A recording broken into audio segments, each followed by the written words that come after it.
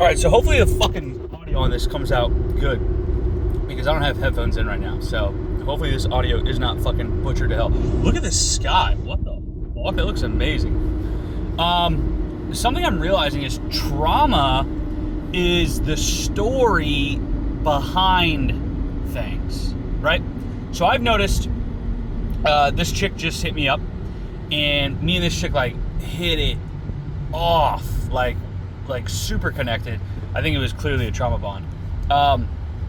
But it came to the point where I'm just realizing a shit ton of my own growth.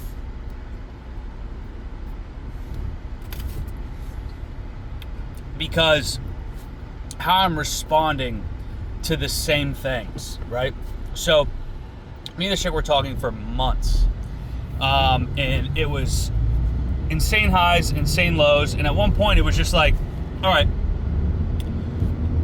you clearly, me to the girl, like I'm saying this in my head, you clearly don't have what it takes to provide what I'm looking for in a relationship. So now that I know that, and I know that you're not going to leave, it is now up to me to leave and end it and cut it off, because you can't do what I want and need you to do. And you're not at the time not willing to actually do what you need to do so that you can be in a position to where you can do what you need to do, right? So it's just like, okay, am I going to accept this lesser love, right? Am I going to accept these scraps? And I didn't. And that was huge for me. This is the thing about growing, at least that I've seen, is that it's not like, whoa, fuck, oh my God. It's just like, it's like these slow things stacked up over time. And then you look back on them and you're like, yo, what the fuck? Like I never used to do that. That's insane. Like what growth I've experienced. Holy shit. So I ended up cutting it off.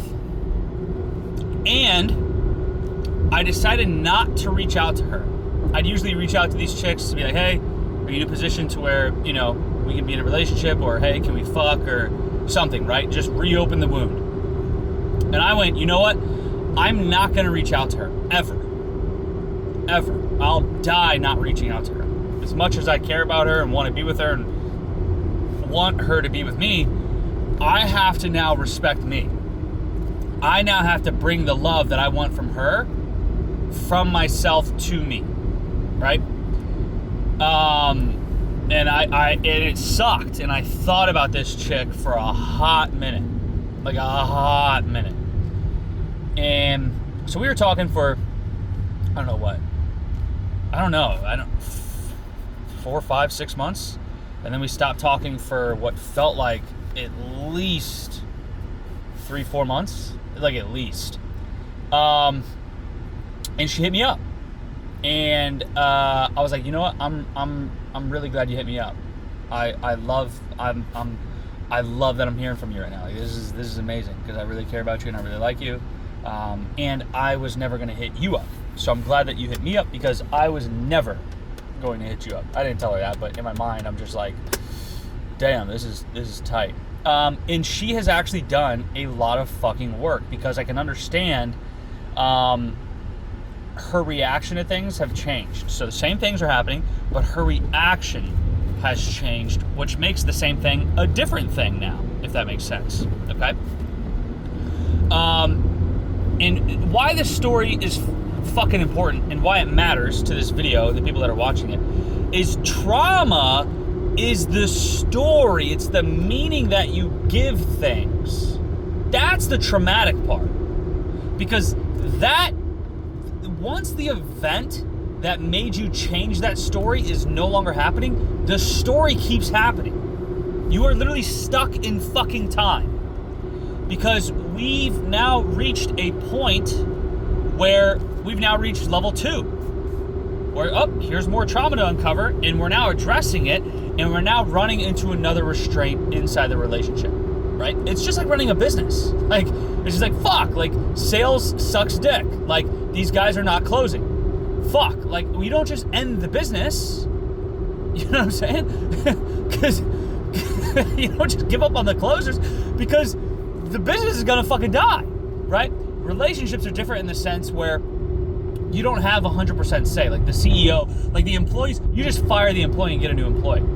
You can actually do the exact same thing in a relationship, right? Like, and it's so symbolic, or not symbolic, symbiotic, or I don't know what I meant to say there, but or I don't know what word I meant to use there. Well, I know what fuck it, I know what word I meant to use. I just didn't use the right word. But like, you just go get a different. You have a discussion with the employee, have a discussion with the partner. Be like, hey, look, this needs to be addressed. You know, for us to move forward, blah blah blah, blah blah blah, blah blah blah. This needs to happen. This needs to stop happening. Like, and let's see if you can do that, right? And if they don't, then we have another talk. And at some point, talking is no longer, you've talked enough. You're not going to get it on my watch. You're going to have to leave the relationship, the business, and go get it on your own watch. And then feel free to come back if we need that position open. Feel free to reach out to see if, we still need that position available. If we still need that position filled, right? But this is the super fucked up thing about trauma that I'm now realizing with her, is the work that she's done allowed us to finish level 1 of relating to each other. Now we reach level 2, and now something else is coming up. And it's funny because in real time, she's like, oh my God, you're gonna get upset, you're gonna call me crazy, you're gonna cut me off. And I'm like, how am I gonna do that? Because she's not expressing her wants and needs. I'm like, what's making you say that? Because you just for the first time expressed your wants and needs. So where are you getting this idea that I'm gonna do these things if I've never done them before? And it's this story. It's this story of whenever she was in childhood or whatever, whenever this fucking happened, probably childhood, she learned that if I express my wants and needs, I do this action, this story happens. These people do these things and I tell myself this story, right? She's doing that now again. But I'm just like, what the fuck is happening? Because you've never told me this. So why the fuck are you telling me this? I've never, and I'm just like, okay, I see what's going on here, right? And I honestly think the best thing you can do for a traumatized person inside of a business, inside of a relationship, is to be healthy. And being healthy actually means cutting them off when it's no longer healthy to you. So it means putting you first, right? That's the best fucking thing you can do for a traumatized person. The best fucking thing. And I think back to some people in my life where I'm like, damn, they just never gave me a break. And I'm like, you know what? I'm super fucking thankful for them. Because while I didn't see what they were doing as healthy at the time, I see that what they did was actually show me what love actually looked like. Right? It's so funny because when you're in the trauma, you're like, they don't love me and these people do. And then when you get out of the trauma, you're like, damn, it was actually the other fucking way around. So the whole purpose of this video is that the trauma is not the event that happened. Like, yes, that is traumatic. To me,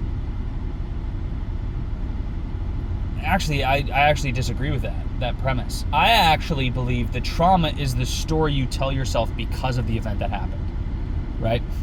So now you respond differently. When other people take actions or you take actions, you respond differently. So either you're afraid of other people taking actions, or if they take an action, you get afraid, or you're afraid of taking actions, or when you take an action, you get afraid.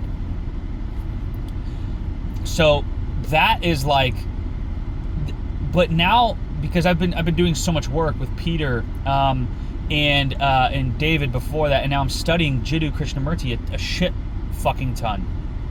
And I'm realizing like, oh shit, I can